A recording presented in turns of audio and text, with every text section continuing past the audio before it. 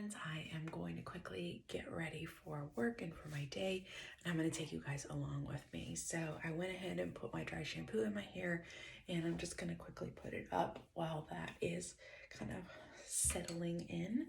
And I'm going to do some of my skincare, and then I'll fix my first thing I do for my face in the morning is I just use a cotton pad in this Micellar. Not sure how to say that. Water.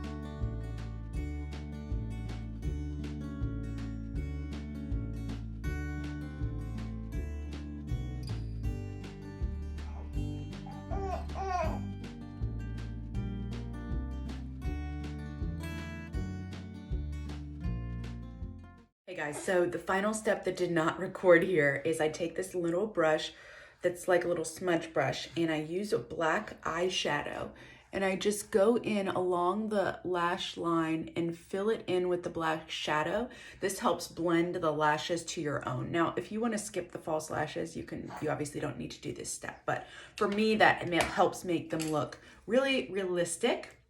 And then I just popped a little of the RMS Lip to Cheek color on my lips and took my hair down, and we're ready for the day. Let me know in the comments what other kinds of videos you would like to see next.